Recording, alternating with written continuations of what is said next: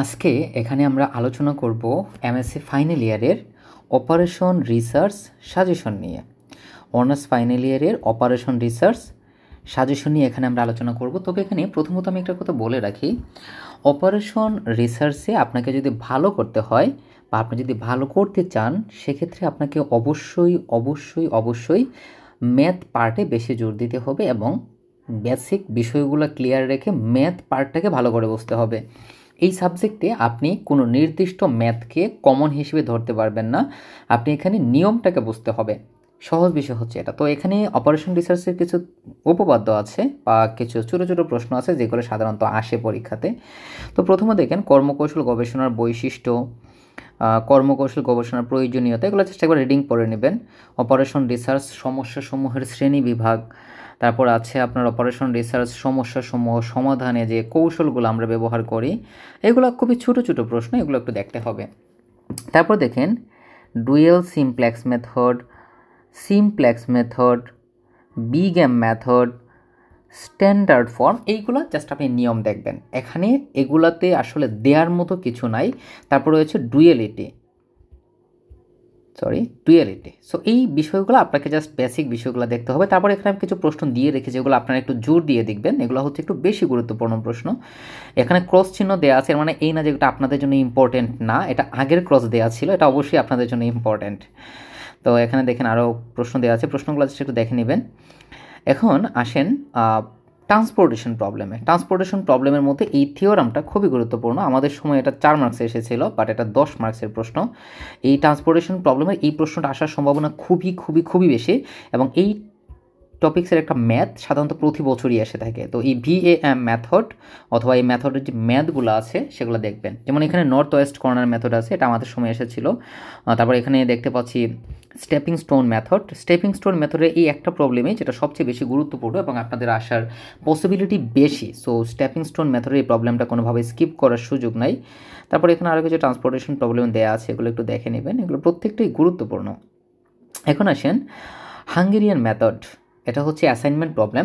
দেখেন transportation problem, assignment problem, এই দুইটা থেকে দুইটা প্রশ্ন আসবে, 3টে প্রশ্ন আসতে পারে, এবং থিওরাম কিন্তু 100% আসবে। আপনার ট্রান্সপোর্টেশন প্রবলেম অথবা অ্যাসাইনমেন্ট প্রবলেম এই দুইটার মধ্যে একটা থিওরাম 100% আসবে।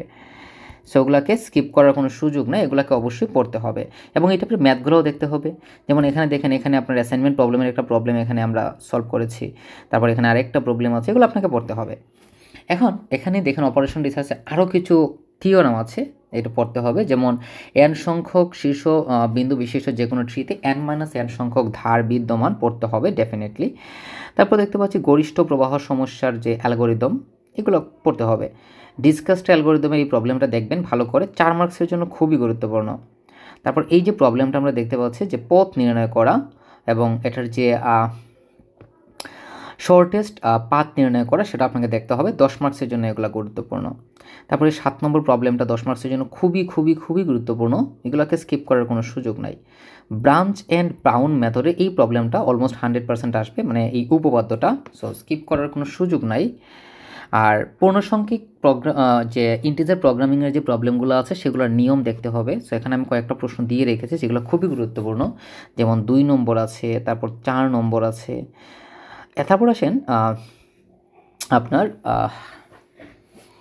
সিকোয়েন্স প্রবলেমের 2টা প্রশ্ন আছে, একটা হচ্ছে 3টা মেশিনের ক্ষেত্রে, একটা হচ্ছে 2টা মেশিনের ক্ষেত্রে। 2টা থিওরি আপনাদেরকে 2টা থিওরামই আপনাদেরকে পড়তে হবে, এবং এই রিলেটেড যে প্রবলেমগুলো, এটা হচ্ছে 2টা মেশিনে n সংখ্যক কাজ প্রক্রিয়াকরণের যে প্রবলেম সেইটা, আর এটা হচ্ছে 3টা মেশিনের n সংখ্যক কাজ সম্পাদনের কৌশল, খুবই গুরুত্বপূর্ণ।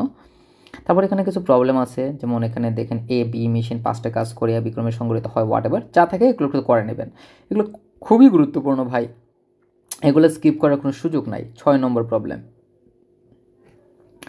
মরাল অফ দ্য স্টোরি হচ্ছে 2 এবং 3, এই 2টা থিওরামের মধ্যে একটা থিওরাম আসবে, এবং এই 2টা থিওরাম থেকে 2টা ম্যাথ, মানে একটা ম্যাথ আসবে, 2টা থিওরাম থেকে একটা ম্যাথ আসবে। তারপরে হচ্ছে মিনিম্যাক্স নির্ণয়, একটু দেখে নেবেন, এটা খুবই গুরুত্বপূর্ণ, এটা আমাদের সময় 10 মার্কে চলে এসেছিলো, বাট এটা খুবই ছোটো একটা প্রশ্ন, 3-4 মিনিটে সলভ করা যায়। তারপর এখানে আরেকটা লেনদেন ম্যাট্রিক্সে খেলার ভ্যালু নির্ণয় করার রিলেটেড একটা কোয়েশ্চেন দেওয়া আছে, পড়তে হবে। তারপর এখানে আরেকটা খেলা দেওয়া আছে, এটা সমাধান করার কথা বলা হয়েছে, পড়তে হবে। ব্রাউন মেথড, দেখেন এই যে ব্রাউন মেথড, এই ব্রাউন মেথড থেকে 100% প্রশ্ন আসবে, 10 মার্কস। ব্রাউন মেথড থেকে একটা অঙ্ক অবশ্যই আসবে। থিওরামটাও পড়ে নেবেন, মানে থিওরাম বলতে অ্যালগোরিদম, এটাও পড়ে নেবেন, খুবই গুরুত্বপূর্ণ এগুলো, একটা তো কনফার্ম আসবে। তো এখানে ব্রাউন মেথডে 1-2টা প্রশ্ন আমি দিয়ে রেখেছি, দেখে নেবেন। তারপর ডাইনামিক প্রোগ্রামিংয়ের এই প্রবলেমটি, মানে এই থিওরামটা বা এই অ্যালগোরিদমটা 2020-এ এসেছিল, দ্যাটস ওয়াই আপনাদের 22-এর জন্য খুবই গুরুত্বপূর্ণ। তারপর এখানে ডাইনামিক প্রোগ্রামিংয়ের 1-2টা প্রবলেম আমি দিয়ে রেখেছি, 2টা প্রবলেম, এগুলো একটু দেখে নেবেন। নন লিনিয়ার প্রোগ্রামিংয়ের এই প্রবলেমটা দেখে নেবেন, আর কোনটুকার পদ্ধতির এই প্রবলেমটা একটু দেখে নেবেন, পারলে আরও কিছু দেখে নেবেন, আর উলফ পদ্ধতি এই প্রবলেমটা দেখে নেবেন। তো বাকি এখানে আমি যে যা দিয়েছি ওগুলো হচ্ছে মোস্ট ইম্পর্ট্যান্ট কোয়েশ্চেন, খুবই গুরুত্বপূর্ণ যে প্রবলেমগুলো আছে শুধু সেগুলো আমি এখানে দিয়েছি। এর বাইরেও আসলে আরও অনেক প্রবলেম আছে যেগুলো আপনাদের জন্য গুরুত্বপূর্ণ, সেগুলো আপনাদেরকে পড়তে হবে। এরপরেও যদি আপনাদের কোনো সমস্যা থাকে বা কোনো কিছু জানার থাকে, তাহলে এখানে যে নাম্বার দেওয়া আছে নাম্বারে যোগাযোগ করতে পারেন। সবাই ভালো করে প্রিপারেশন নেন, বেস্ট অফ লাক সবাইকে।